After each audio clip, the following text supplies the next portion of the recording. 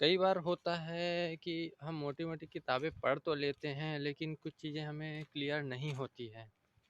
जैसे कि रामायण, भगवद गीता और कई सारे स्क्रिप्चर्स भी मैंने पढ़े हैं। उसमें 4 योग के बारे में बताया गया है।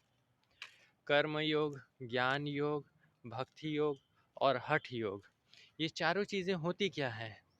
हम पढ़ तो लेते हैं, लेकिन ये चीज़ें हमें समझ में नहीं आती। तो ये सिंपल और साधारण भाषा में समझा जाए तो योग यानी कि दो चीज़ों को मिलाना, आत्मा और परमात्मा, ऐसा भाषा में हम समझ सकते हैं सिंपल में।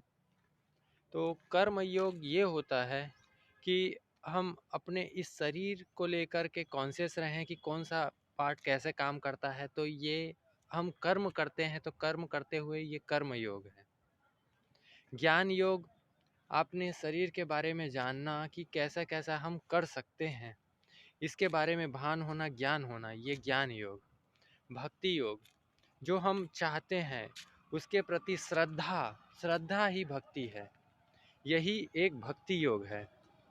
वो हम भक्ति उनके प्रति रखते हैं और कहीं न कहीं हम उन चीज़ों को पाने के लिए हम उनसे कहीं न कहीं एक अच्छे भाव से जुड़ते हैं, ये भक्ति योग है। चौथा है हठ योग। हठ योग यानी कि अपने काम को करने के लिए उद्दंड भी हो जाना। जिस प्रकार एक पेड़ को बनाने के लिए पौधे को एक उद्दंड होना पड़ता है, एक कठोरता होना पड़ता है, परिश्रम करना पड़ता है, ये होता है हठ योगी। चारों प्रकार के योग होते हैं, अपनी अपनी पर्सनैलिटी होती है, पर्सनैलिटी के हिसाब से लोग योग करते हैं।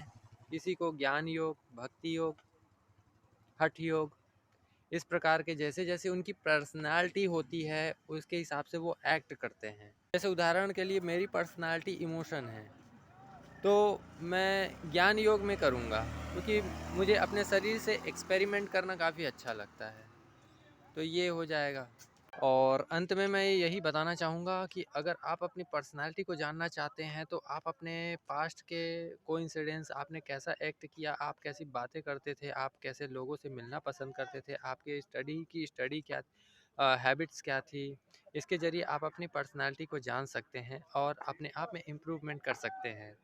क्योंकि मैंने भी ऐसे ही किया कि छोटी-छोटी चीज़ें हैं, उन चीज़ों को मैंने समझा, उन चीज़ों को जाना कि क्या चीज़ें होती हैं, कि क्या चीज़ें किसको पसंद है, क्या चीज़ें हो सकती हैं, कैसे-कैसे उनको व्यवहार कैसा लोगों को पसंद है, इसके ज़रिए हम